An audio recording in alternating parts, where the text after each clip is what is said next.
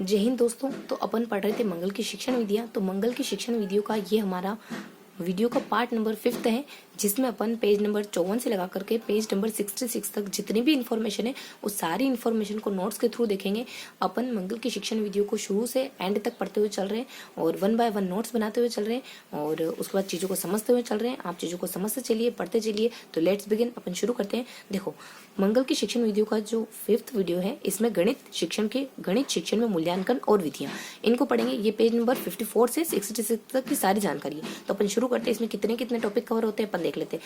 तो बेसिकली इसमें लगभग 4 से 5 टॉपिक कवर हो जाएंगे। तो अपन देखते चलते हैं। इसमें सबसे पहला आता है मूल्यांकन का अर्थ आएगा और परिभाषाएं आएंगी। पहला टॉपिक तो मूल्यांकन का अर्थ और परिभाषाएं आएंगी। और नेक्स्ट टॉपिक मूल्यांकन के प्रकार के बारे में आ जाएगा। सेकंड टॉपिक अपना मूल्यांकन के प्रकार के बारे में आ जाएगा।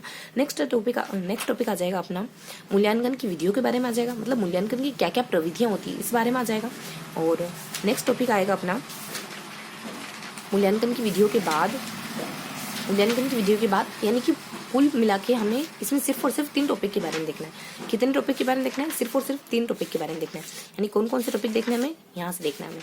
सबसे पहले हमें मूल्यांकन की परिभाषाओं के बारे में देखना है, देन हमें मूल्यांकन के प्रकार के बारे में देखना है, देन मूल्यांकन की प्रविधियों के बारे में देखना है। वैसे तो ये बहुत सारे पेजेस कवर हो रहे हैं, लेकिन जो सारे पेजेस कवर हो रहे हैं वो थर्ड नंबर का जो पॉइंट है उसमें कवर हो रहे हैं। यानी मूल्यांकन की प्रविधियों को अपन डिवाइड करके पढ़ेंगे कि कौन कौन सी गुणात्मक होती है, कौन कौन सी रचनात्मक होती है, उनका और भी इंटरनली डिवाइडेशन कौन सा होता है। तो इस तरीके से बेसिकली है तो 3 ही टॉपिक, लेकिन तीसरे टॉपिक को थोड़ा ज्यादा डिटेल से बताया गया है। तो अपन शुरू करते हैं फर्स्ट टॉपिक से, यानी मूल्यांकन का अर्थ और परिभाषा है। इसमें कुछ परिभाषाएं देख लेते हैं अपन।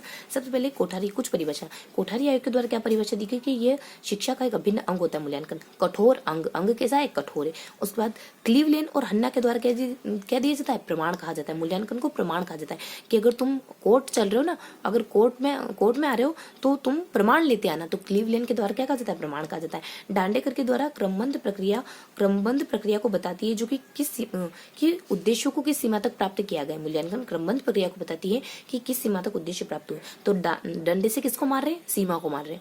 उसके बाद गुड्स के द्वारा क्या कहा जाता है? सही ढंग से मापना, यानी कि गुड़ दे रहे हो ना तो सही ढंग से माप तोल के दो, ज्यादा क्यों दे रहे हो। और उसके बाद मुफ्त, यानी कोई मालिक है अपने नौकर को कह रहा है मुफ्त, अगर मुफ्त में कोई औपचारिक शिक्षा देना तो ले लेनी चाहिए। तो ये थी परिभाषा है। कोठारी आयोग के द्वारा क्या कहा जाता है? अंग कहा जाता है, कठोर अंग। क्लीवलैंड के द्वारा क्या कहा जाता है? अगर कोर्ट चल रहे हो तो प्रमाण लेते आना। उसके बाद डांडेकर के द्वारा क्या कहा जाता है? सीमा को डंडे से मारते, यानी किस सीमा तक आपके उद्देश्य की प्राप्ति हुई। गुड्स के द्वारा क्या कहा जाता है? सही ढंग से मापन करके ही गुड़ देना चाहिए। उसके बाद मुफ्त के द्वारा, यानी औपचारिक शिक्षा मुफ्त में भी देना तो ले लेनी चाहिए। औपचारिक शिक्षा अगर मुफ्त में मिल रही हो तो ले लेनी चाहिए। ये थी हमारी परिभाषा का पोर्शन। फर्स्ट पोर्शन हमारा कंप्लीट हो गया। अब आते हैं अपन सेकंड पोर्शन में। देखो, सेकंड पोर्शन में हमें देखना है मूल्यांकन के प्रकार। बेसिकली मूल्यांकन के तीन प्रकार होते हैं। पहला निदानात्मक, दूसरा रचनात्मक और तीसरा संकलनात्मक। देखो, निदान कब होता है? जब किसी चीज के बारे में हमें डायग्नोस करना हो, पता करना हो कि बच्चे में क्या दिक्कत हो रही है, बच्चा याद क्यों नहीं कर पा रहा है। निर्माण कब होता है? जब आप कक्षा में बच्चे को पढ़ा रहे हो और जब बच्चों से कोई क्वेश्चन पूछ रहे हो तो वो कहलाता है निर्माणात्मक। संकलनात्मक, जब आपने पढ़ा दिया, बच्चों का टेस्ट लेने की बारी आ गई, उसको कहते हैं संकलनात्मक। इनमें क्या क्या इन्फॉर्मेशन आती है? निदान में आ जाता है, यह अनुदेशन से पूर्व होता है। तो कौन कौन से प्रकार हो सकते हैं? लेने के औपचारिक तरीके हो सकते हैं, कुछ अनौपचारिक तरीके हो सकते हैं। लेने के कुछ औपचारिक तरीके होते हैं। इस वाले मूल्यांकन को लेने के कुछ औपचारिक तरीके होते हैं, जैसे कि पूर्व परीक्षा ले सकते हो, प्रश्नावली ले सकते हो, साक्षात्कार ले सकते हो। आपको अगर बच्चे का निदान औपचारिक तरीके से करना है ना, तो आप पूर्व परीक्षण ले लो। बच्चों को पढ़ाने से पहले बच्चों को चलो बच्चों आज मैं आपका टेस्ट लूंगी। उसके बाद प्रश्नावली दे दो, बच्चों को कोई प्रश्न दे दो, यानी कि बच्चों को पहले प्रश्न देके चेक कर लो कि बच्चे का लेवल क्या है। उसके बाद साक्षात्कार हो सकता है, बच्चों से आप 1-to-1 कन्वर्सेशन करके चेक कर लो कि बच्चों का लेवल क्या है। तो ये थे इसके औपचारिक तरीके। इसके कुछ औपचारिक तरीके। इसके अनौपचारिक तरीके क्या हो सकते हैं? अवलोकन करना, यानी चुपचाप बच्चों को देखो, आपसे संवाद करना, यानी आपस में आपने बातचीत करके बच्चों का लेवल पता कर लिया, उसके बाद चर्चा करना, ये सारी जानकारी थी। और नेक्स्ट आ जाता है आपने निर्माणात्मक, जब आप कक्षा में पढ़ाने लगे हो तब होता है। इसके भी कुछ औपचारिक तरीके होते हैं, इसके भी कुछ अनौपचारिक तरीके होते हैं। औपचारिक तरीके क्या हो सकते हैं? अगर आप कक्षा में पढ़ा रहे हो तो बच्चे का लेवल जानने के लिए क्या क्या कर सकते हो?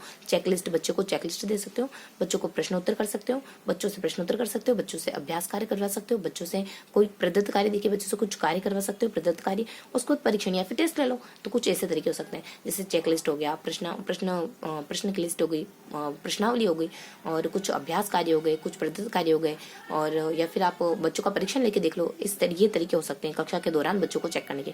अनौपचारिक तरीके वही अपने संवाद है, अवलोकन है और चर्चाएं हैं, ये तरीके हो सकते हैं।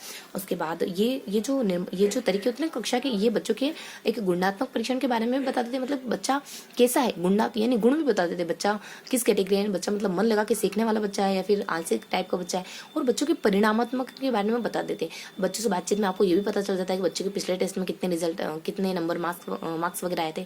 तो बच्चों की दोनों ही क्वालिटी के बारे में हमको पता चल जाता है, गुणों के बारे में भी और परिणामों के बारे में भी पता चल जाता है। और लेकिन ये जो होता है ना, ये जो निर्माणात्मक मूल्यांकन होता है ना, इसमें हमें कुछ सामान्य जानकारी बतानी होती है कि इसमें बच्चे की ये जो होता है ना, इसमें अपन बच्चे को ग्रेड नहीं देते, ना कोई परीक्षा लेते हैं, ना कोई बच्चे को फेल पास का डिक्लेयर करते हैं, ऐसा कुछ नहीं करते हैं। तो बेसिकली इसमें यही अपने कुछ बेसिकली इसमें कुछ 2 इन्फॉर्मेशन एक्स्ट्रा बताई गई बस, बाकी तो उतनी की उतनी, बाकी कुछ 2 इन्फॉर्मेशन कुछ ऐड करी गई, इसमें एक्स्ट्रा ऐड करी गई। उसके बाद संकल्प मूल्यांकन क्या होता है, ये कक्षा के ये अनुदेशन के बाद होता है, पढ़ाने के बाद होता है। इसके भी कुछ औपचारिक तरीके होते हैं, इसके भी कुछ अनौपचारिक तरीके हो सकते हैं। औपचारिक तरीके क्या हो सकते हैं, जब टीचर लेता है या फिर व्यवस्थित तरीके से कोई बाह्य कारक जैसे बोर्ड परीक्षाएं होती है वो लेते हैं, या फिर और भी कुछ औपचारिक तरीके जैसे रेटिंग स्केल वगैरह हो सकता है। रेटिंग स्केल बना दिया आपने, प्रोजेक्ट कार्य दे दिया, अधिन्यास दे दिया, इस तरीके के कुछ तरीके हो सकते हैं। और ये तरीके हमारे बिल्कुल औपचारिक तरीके। कुछ अनौपचारिक तरीके वो अपने संवाद है, चर्चाएं हैं, टिप्पणी है, तो ये हो गई जानकारी। इसमें कुछ एक्स्ट्रा जानकारी आती है कि हाँ, इसमें कुछ एक्स्ट्रा जानकारी ये आती है कि इसमें आप बच्चे को फेल है, तुलना करना, मेरिट है, डिवीजन, इस तरीके का कार्य इसमें हो सकता है। तो ये था अपना दूसरा टॉपिक, अपने कवर कर लिया। परिभाषा अपने देख ली, देन अपने देख लिया मूल्यांकन के प्रकार देख लिए। मूल्यांकन के प्रकार कितने देखे अपने? मूल्यांकन के अपने देखे 3 प्रकार देखे, मूल्यांकन के 3 देखे। सबसे पहले निदान देखा, फिर निर्माण देखा, फिर संकलन देखा।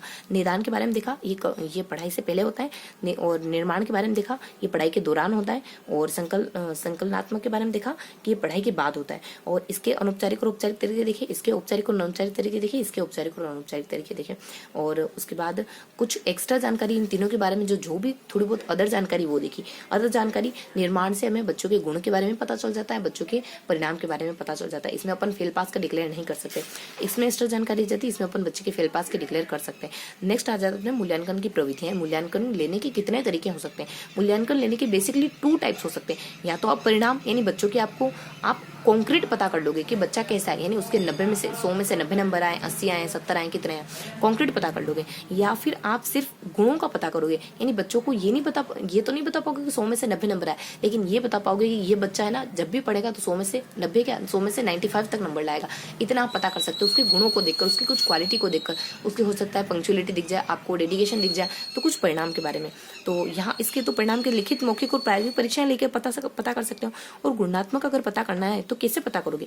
बच्चे के अगर गुणों के बारे में पता करना है तो कैसे? या तो उसको देख के पता करोगे, उसको अवलोकन करोगे, चुपचाप शांति से उसको ऑब्जर्व करोगे, या फिर आकस्मिक निरीक्षण करोगे। अचानक से बच्चा कहीं खेलकूद के मैदान में, कहीं प्रार्थना स्थल में, कहीं बच्चों के साथ गोष्ठी में, या फिर बच्चों के साथ किसी प्रेयर हॉल में, कहीं पे भी कुछ करता हुआ आपको नजर आया, तो आप चुपचाप से उसको जाके निहारने लगे, देखने लगे बच्चा कैसा है। जांच सूची से हो सकता है आपने बच्चे को एक जांच सूची टेम्पलेट थमा दी, मतलब कि आपने बच्चों को कुछ थमा दिया और कहा कि इसको टिक मार्क करो, तो वो मान लो टिक मार्क करेगा कि जब मैं माँ से लड़ाई करता हूँ तो मुझे अच्छा नहीं लगता, जब मेरे दोस्त से जिस दिन दोस्त से मेरी मतलब बात हो जाती है, यानी मेरे जिस दोस्त से मैं कई समय से नहीं मिला था, उससे अगर मेरी बात हो जाती है तो आपको कैसा लगता है। और जिस दिन मान लो आपके फेवरेट टीचर आते हैं, आपके फेवरेट टीचर आपकी तारीफ करते, शाबाशी करते, तो कैसा लगता है।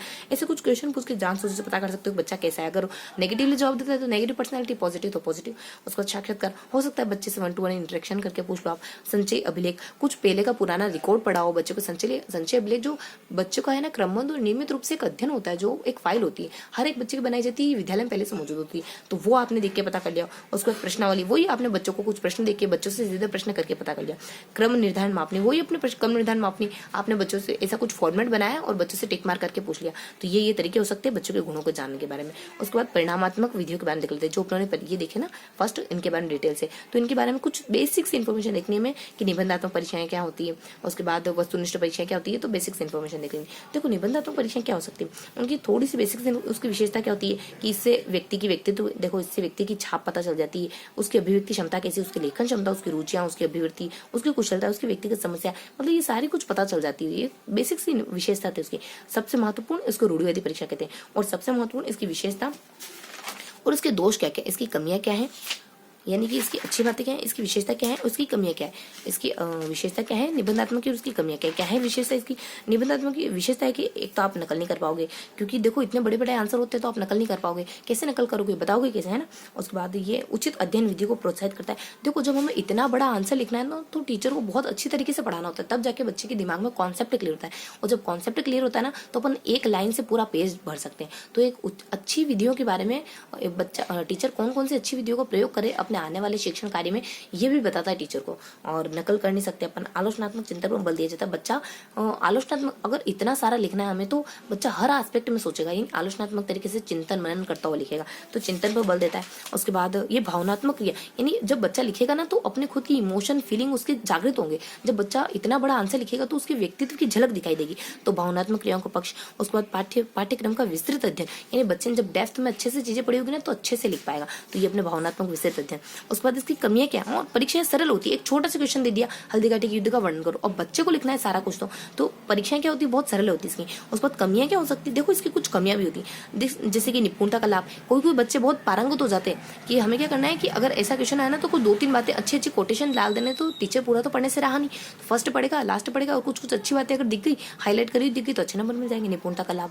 प्रतिनिधित्व की कमी, देखो ये क्या करता है कि अगर पूरे सिलेबस का प्रतिनिधित्व नहीं करता है, मान लो आपने सिर्फ लास्ट वाले चैप्टर से कुछ निबंधात्मक क्वेश्चन बना दिए, तो वो तो दो क्वेश्चन तो आपके 2 या 3 बनेंगे, आपने कुछ लास्ट वाले चैप्टर से बना दिए तो पूरे सिलेबस तो कवर, क्योंकि हर लेसन से आप निबंधात्मक क्वेश्चन नहीं बना सकते। निबंधात्मक क्वेश्चन की कुछ लिमिटेशन होती है कि 1 बनेंगे 2 बनेंगे, तो हर लेसन से नहीं बन सकते। पर तो ये प्रतिनिधित्व की कमी, पाठ्य पुस्तक का प्रतिनिधित्व नहीं करता। अपर्याप्त न्यायदर्श, इसमें क्या होता है न्यायदर्श अपर्याप्त, वही अगर बच्चे के पर्सपेक्टिव से देखें तो भी अपर्याप्त न्यायदर्श होता है, किसी बच्चे को ज्यादा नंबर मिल जाते हैं, किसी को कम मिल जाते हैं, जबकि टीचर के ऊपर डिपेंड करता है ना ये, इस वजह से। उसके बाद अपर्याप्त न्यायदर्श सिलेबस के साथ भी हो जाता है, सिलेबस के साथ भी पूरा न्याय नहीं कर पाते अपन, क्योंकि किसी सिलेबस के किसी पोर्शन को छोड़ देते हैं तो किसी पोर्शन में से निबंधात्मक क्वेश्चन बना लेते हैं। एक रूपता की कमी पाई जाती है, यानी हर बार हर टीचर से आप अलग अलग उत्तर मिलेंगे, आपको अलग अलग उत्तरों के अलग अलग नंबर मिलेंगे। रटने पर बल देता है, रटने पर बल कैसे देता है, जैसे अगर एक तरीके से देखें तो इसमें चिंतन का महत्व होता है, लेकिन रटने पर बल इस तरीके से देता है, आपने कुछ की पॉइंट्स रट लिए, आप उन्हीं को दोहरा के, उन्हीं को बढ़ा के, उन्हीं को बार बार बस उन्हीं को लिखोगे।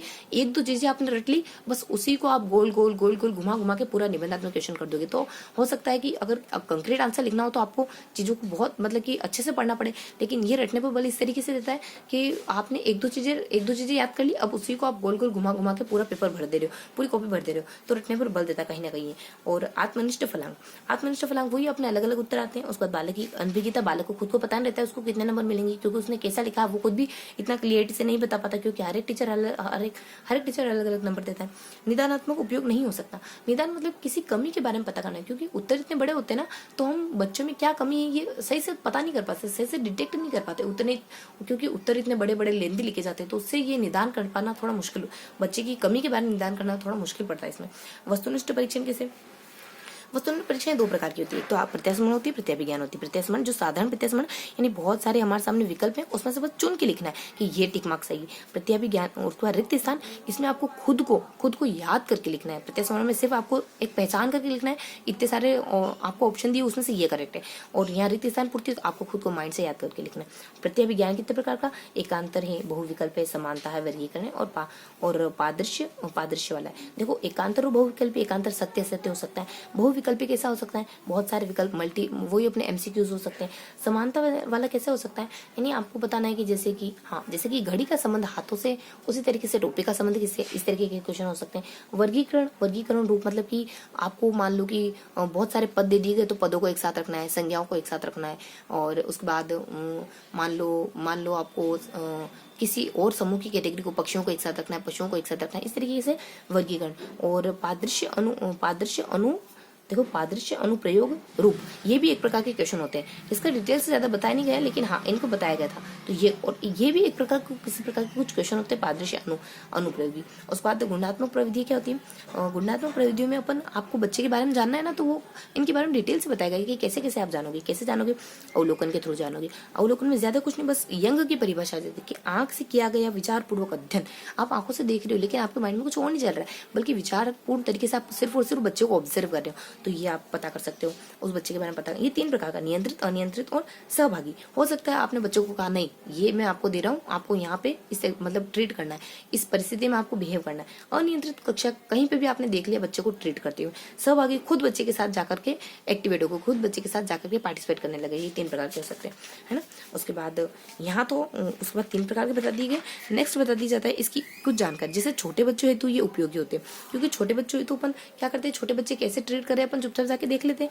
और आत्मनिरीक्षण के रूप में बड़े बच्चे भी इसका प्रयोग करते हैं, यानी अपने आप को जांचने के रूप में बड़े बच्चे, अपने आप को रेगुलेट करने के रूप में बच्चे इसका उपयोग करते हैं, अपने आप का अवलोकन करते हैं बड़े बच्चे।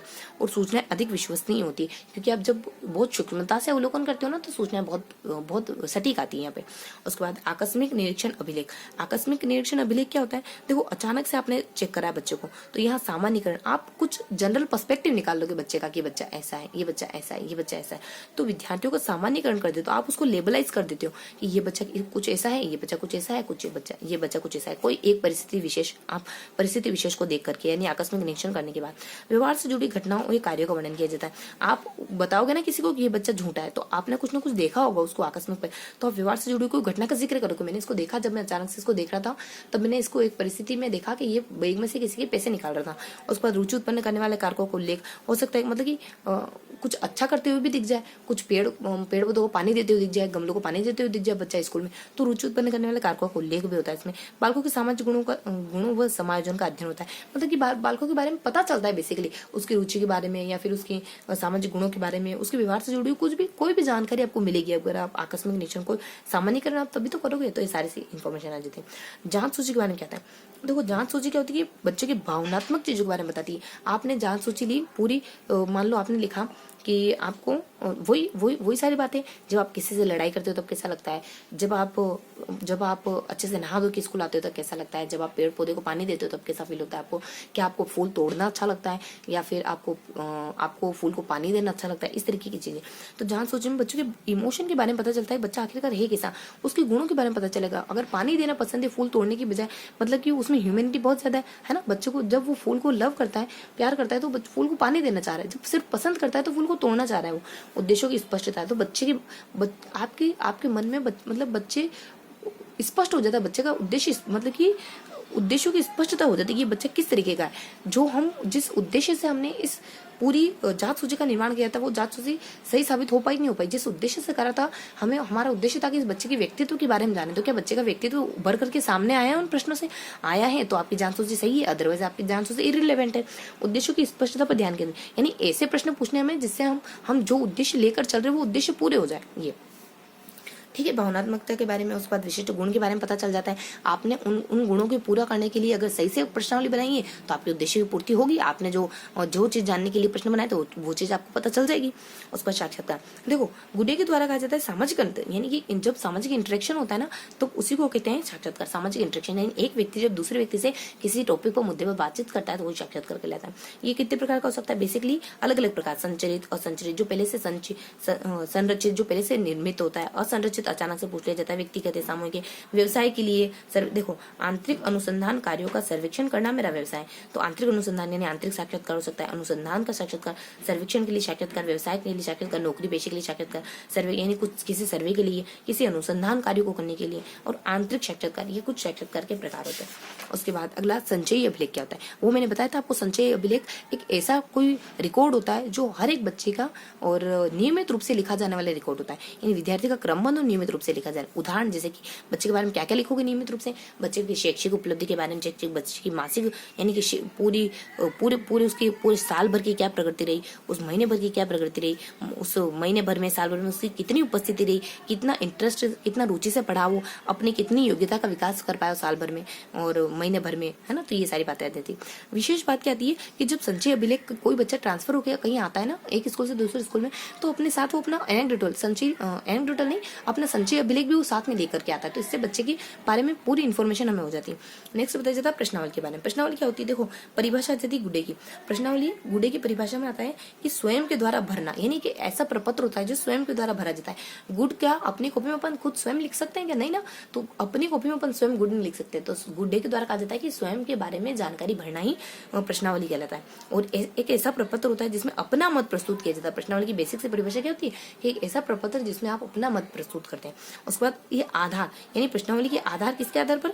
रचना के आधार, प्रश्नों को गढ़ने के आधार पर, प्रश्नों की रचना के आधार पर प्रश्नावली कितने प्रकार की हो सकती है? 2 प्रकार की हो सकती है, एक तो एक संरचित या फिर असंरचित प्रश्नावली। या तो पहले से बनाई होगी एकदम व्यवस्थित तरीके से संरचित, या फिर अचानक से आप इंस्टेंट क्वेश्चन पूछ रहे हो बच्चे से, असंरचित। उसके बाद प्रश्नों के प्रकार के आधार पर या तो खुले प्रश्न हो सकते हैं, यानी मुक्त रूप से आप आराम से उत्तर दे सकते हैं, या फिर बंद प्रश्न हो सकते हैं, सही या गलत, सत्य या असत्य, मिलान, ये इस तरीके के कुछ क्वेश्चन आ सकते हैं। क्रम निर्धारण मापनी क्या होती है? देखो क्रम निर्धारण मापनी एक ऐसी मापनी होती है जो जिसको अपन वर्ग क्रम निर्धारण भी कह सकते हैं। इसका उपनाम क्रम निर्धारण को आप वर्ग क्रम भी कह दो, बात एक ही होगी। क्रम निर्धारण मतलब आप सीक्वेंस देनी है आपको कि आपको सबसे प्रायोरिटी में ये चीज अच्छी लगती है, देन प्रायोरिटी में ये लगती है, फिर उसके बाद ये लगती है, उसके बाद ये लगती है, इस तरीके से आपको चीजें बताना है। आपको कोई चीज बहुत अच्छी लगती है, फिर अच्छी लगती है, फिर एवरेज लगती है, फिर ठीक ठाक लगती है, फिर बहुत गंदी लगती है, इस तरीके से क्रम देना है आपको। और ये कितने अलग अलग प्रकार की हो सकती है, आप संख्या में दे सकते हो, आप शब्दों में बोल के बता सकते हो, आप रेखा खींच सकते हो, उस रेखा में अलग अलग पार्ट बना देते हो उस रेखा के। अगर यहाँ राइट करा तो इस लेवल पे अच्छी लगती है चीज, पीछे की तरफ राइट करते इस लेवल पे, बीच में राइट करते इस लेवल पे अच्छी लगती है, इस तरीके से। तो ये क्या है, ये उच्च कक्षाओं के लिए बच्चों के लिए ठीक है, लेकिन छोटे बच्चे बता नहीं पाते कि उनको क्या अच्छा लगता है क्या नहीं लगता है, छोटे बच्चों के लिए ठीक नहीं इतनी। उदाहरण के तौर पर गणित के प्रश्न आपको कैसे लगते हैं? तो देखो बहुत अच्छे अच्छे औसत ये प्रकार कितने हो सकते हैं? 4 हो सकते हैं। एक तो संख्या के आधार पर, वर्णन के आधार पर, रेखा के आधार पर, या फिर व्यक्ति विशेष, यानी आपने किसी पर्टिकुलर किसी पर्सन से जाकर पूछ लिया कि फलाना ढिमकाना व्यक्ति कैसा है, तो आपको पता चल गया, उसने बता दिया अच्छा है, बहुत अच्छा है, कुछ भी उसने बता दिया, तो आपको व्यक्ति से व्यक्ति के बारे में भी पता चल जाता है। तो क्रम निर्धारण मापने में एक तरीका व्यक्ति से व्यक्ति का भी आ जाता है। उसके बाद लास्ट आ जाता है अपने उपलब्धि परीक्षण। देखो उपलब्धि परीक्षण की 4 डेफिनेशन आती है, और मतलब कि इसमें सिर्फ और सिर्फ डेफिनेशन के बारे में बताया जाता है कि उपलब्धि परीक्षण आखिरकार होता क्या है। देखो अलग अलग समय पर बालक के व्यवहार, एक ही बालक है लेकिन अलग अलग टाइम ड्यूरेशन में उसकी उपलब्धियां क्या है, उसकी अचीवमेंट्स क्या है, या फिर उसकी कोई भी ऐसी बात, यानी कोई भी ऐसी उपलब्धि, कोई भी ऐसी अचीवमेंट जो उसने हासिल करी हो अलग अलग समय में, यानी अलग अलग समय में व्यक्ति ने कितना क्या अचीव करा है, इसी को कहते हैं उपलब्धि परीक्षण। सुपर के द्वारा क्या कहा जाता है कि क्या, कितना और क्या क्या सीखा, कितना सीखा और कितना अच्छा वो कर रहा है, उस सीखने के बाद उस सीखे हुए ज्ञान का कितना अच्छा इस्तेमाल कर रहा है। तो सुपर के द्वारा क्या कहा जाता है, क्या और कितना सीखा, ये परिभाषा दी जाती है उपलब्धि परीक्षण की। तो सुपर कितना सुपर बताओ तो सही, ट्रिक आ जाती है अपने कितना सुपर। देखो आपने कभी देखा हो तो शिल्पा शेट्टी कहती ना कि सुपर से ऊपर है ना, एक डांसी डांस में, तो कितना सुपर, इतना ऊपर से ऊपर इतना सुपर। उसके बाद एबिल के द्वारा क्या कहा जाता है, ज्ञान को समझना। एबिल यानी कि देखो ज्ञान को समझने के बिना आप एक चूहे के जैसे हो, यानी बिल में बैठे हुए एक चूहे के जैसे हो। जब तक आपको ज्ञान रूपी चक्षु नहीं खुलेंगे ना, तब आप बिल में बैठे चूहे की तरह हो। तो ज्ञान को समझना, वरना ज्ञान को समझते रहना जिंदगी भर, वरना बिल में बैठे चूहे की तरह ही दुबक के रह जाओगे इस भीड़ भड़ाके की दुनिया में, हमेशा पिछड़ते हुए रहोगे। उसके बाद लिंडक्विस्ट और मन के द्वारा क्या कहा जाता है, एक ही फलांग से, यानी एक चीज से आप बच्चे, मान लो किसी की उपलब्धि है कि उसने 90% मार्क्स हासिल करे, तो आप एक उपलब्धि से बता दोगे कि ये बच्चा मेहनती बच्चा है। तो हेनरी और मन क्या होता है, हमारा एक ही तो होता है मन। वैसे तो मन चंचल बहुत होता है, मन के अलग अलग फेजेस होते हैं। फ्रायड ने तो मन 3 प्रकार के बताए है ना, चेतन, अर्ध चेतन, पूर्ण चेतन, लेकिन मन जनरली अपन मानते हैं मन एक ही होता है। तो एक ही फलांग से बालक के बारे में बताया जा सकता है। और चोनरी क्या कहता है, हेनरी चोनरी क्या कहता है, ज्ञान का ऐसा प्रदर्शन। चोनरी मेरे को ना बहुत अच्छे से चुनरी दिखाना भैया, तो प्रदर्शन देखो, चोनरी प्रदर्शन यानी अच्छे से चुनरी प्रदर्शित करना, दिखाना। तो यानी चोनरी के द्वारा क्या कहता है, ज्ञान का ऐसा प्रदर्शन जिससे कि अवलोकन और मूल्यांकन हो सके। यानी कि ये कहते हैं चोनरी कि ज्ञान का हमारा ऐसा प्रदर्शन उपलब्धि परीक्षण कहलाता है, जिससे उपलब्धि परीक्षण, ज्ञान का ऐसा प्रदर्शन ही हमारा उपलब्धि परीक्षण कहलाता है, जिसके माध्यम से अपन अवलोकन कर सकें और मूल्यांकन कर सकें कि बच्चा कैसा है। यानी उपलब्धि परीक्षण किसी का अगर आप देखो तो उसका अवलोकन कर पाओ, उसका मूल्यांकन कर पाओ, यानी उसके बारे में कुछ बता पाओगे ये कैसा है। ठीक है, तो ये था हमारा आज का पूरा सेशन, जिसमें हम लोगों ने 3 चीजों के बारे में देखा। फटाफट से एक बार क्विक रिवीजन कर लेते हैं, कौन कौन सी चीजें अपन ने देखी, फटाफट से रिवाइज कर लेते हैं। देखो तीन चीजें देखी। पहले अपने परिभाषाएं देखी, देन अपने मूल्यांकन के प्रकार देखे, देन अपने उपलब्धि परीक्षण देखा। परिभाषाएं कौन कौन सी देखी, परिभाषा अपने देखी, मूल्यांकन की परिभाषा। मूल्यांकन की परिभाषा को लेकर कौन व्यक्ति क्या कहता है इसके बारे में अपने देखा, और कोठारी आयोग अंग कहता है, और उसके बाद कुछ अलग अलग व्यक्ति के अभिन्न अंग है ये बता दी जाता है। देखो परिभाषा अपन एक बार से, हाँ चलो पहले अपन ओवरऑल देख लेते हैं, देन अपन देखते हैं। तो परिभाषा के बारे में देखा, और देन अपने देखा प्रकार के बारे में, कितने प्रकार हो सकते हैं। एक तो अपने रचनात्मक निदानात्मक हो सकता है, फिर अपने रचनात्मक हो सकता है, और देन अपने लास्ट में संकल्पनात्मक हो सकता है, संकल्पनात्मक हो सकता है। ये पहले होता है, ये बीच में होता है, ये बाद में होता है। इसके औपचारिक अनौपचारिक तरीके, इसके औपचारिक अनौपचारिक तरीके, इसके औपचारिक अनौपचारिक तरीके बताए जाते हैं। तो क्या क्या तरीके होते हैं फर्स्ट वाले के, और मतलब ऐसे तरीके बताए जाते हैं। उसके बाद अपने लास्ट में बता दी जाता है अपने मूल्यांकन की प्रविधियां। मूल्यांकन की प्रविधियां बेसिकली मूल्यांकन की दो प्रकार की प्रविधियां हो सकती हैं। एक तो परिणामात्मक हो सकती है, गुणात्मक। परिणामात्मक लिखित परीक्षा, मौखिक परीक्षा, प्रायोगिक परीक्षा। और गुणात्मक में क्या हो सकती है, जैसे कि एनेक्डोटल हो गया, सबसे पहले अवलोकन हो गया, और उसके बाद अपने आकस्मिक अवलोकन हो गया, आकस्मिक निदान करना, आकस्मिक परीक्षण करना हो गया, संचयी अभिलेख हो गया, साक्षात्कार हो गया, और उसके बाद प्रश्नावली हो गई, और प्रपत्र प्रश्नावली है, क्रम निर्धारण मापनी, इस तरीके के सारे जो होते हैं ना वो सेकंड कैटेगरी के, गुणात्मक कैटेगरी के। फिर अपनों ने इसी थर्ड पोर्शन के अंदर ही हमने जो अपने परिणामात्मक गुणात्मक देखा ना, उसमें परिणात्मक कैटेगरी में अपनों ने निबंधात्मक परीक्षाएं देखी और वस्तुनिष्ठ परीक्षाएं। यही कुछ गुण देखे, कुछ अच्छी बातें, कुछ बुरी बातें निबंधात्मक परीक्षाओं की। और उसके बाद वस्तुनिष्ठ परीक्षाओं कुछ प्रकार देखे, जैसे प्रत्यास्मरण, प्रत्याभिज्ञान। प्रत्यास्मरण क्या होता है, प्रत्यास्मरण दो प्रकार का हो सकता है, या तो आप सिर्फ और सिर्फ याद करके प्रत्यास्मरण के आधार पर लिख दो, साधारण स्मरण के आधार पर लिख दो, या फिर रिक्त स्थान की पूर्ति करके लिख दो, या तो सिर्फ आपको टिक मार्क करना है, या फिर आप खुद को याद करके लिखना है। उसके बाद दूसरी जो कैटेगरी होती है ना अपने एक इनकी वस्तुनिष्ठ प्रश्नों की, वो होती 5 प्रकार। और पहला हो सकता है आपके जैसे कि एक तरफा, जिसमें आपको सिर्फ सही गलत बताना है। दूसरा बहुविध वाला हो सकता है, और फिर समानता वाला देखा आप लोगों ने, फिर वर्गीकरण वाला देखा, और एक यूनिक सा देखा जिसके बारे में ज्यादा क्लियरिटी नहीं है, एक पादृश्य करके देखा। और उसके बाद अगला अपनों ने देखा गुणात्मक परीक्षणों के, उन पांचों के बारे में देखा, 5 गुणात्मक परीक्षणों के बारे में देखा। फिर अपनों ने परिणामात्मक हो गए, निबंधात्मक, इसके 2 प्रकार के हो गए, परिणामात्मक अपने और जैसे वस्तुनिष्ठ परीक्षाओं के बारे में, और निबंधात्मक परीक्षाओं। अब गुणात्मक बात देते हैं। गुणात्मक जनरली अपनों ने लगभग कितने देखे अपनों ने, देखो फर्स्ट, फिर थर्ड, फिर लगभग अपनों ने 5-7 चीजें देखी गुणात्मक में। सबसे पहले अपनों ने क्या देखा था, गुणात्मक में सबसे पहले देखा था अपनों ने गुड़े के द्वारा कुछ बताया जाता है कि अवलोकन 3 प्रकार का हो सकता है। गुड़े के द्वारा आंख से करना 3 प्रकार का, नियंत्रित, अनियंत्रित, और लास्ट में नियंत्रित अनियंत्रित सहभागी। और ये छोटे बच्चों के लिए ठीक रहता है, बड़े बच्चे अपने खुद के स्तर पर करते हैं। ये कुछ इन्फॉर्मेशन देखी थी अपनों ने। और उसके बाद अपनों ने और भी 2 और बातें देखी, जैसे आत्मनिरीक्षण परीक्षण के बारे में अपनों ने क्या देखा। आत्मनिरीक्षण परीक्षण क्या होता है, यानी अकस्मात परीक्षण क्या होता है। इससे बच्चे की रुचि के बारे में पता चल जाता है, और इससे बच्चे की सबसे पहले जो सामाजिक गुण कितने हैं उनके बारे में पता चल जाता है, और आप सामान्यीकरण कर ले। तो बेसिकली तो इसमें सामान्यीकरण बताया जाता है। उसके बाद अगला बता दिया जाता है अपने, अगला बता दिया जाता है अपने इनके बारे में सामान्य सी इन्फॉर्मेशन बता दी जाती है, अवलोकन के बारे में, और उसके बाद एक और अपने आकस्मिक परीक्षण के बारे में, और जैसे अपने जांच सूची के बारे में। जांच सूची क्या होती है, भावनात्मक चीजों के बारे में बताती है, उद्देश्यों को स्पष्ट करती है। अगर भावनात्मक अच्छे से हमने भावनात्मक परीक्षण बच्चे ने दिया ना, तो ये हमें स्पष्ट कर देती है जो भी अपन जानना चाह रहे होते हैं, जो भी अपने जानना चाह रहे होते हैं ना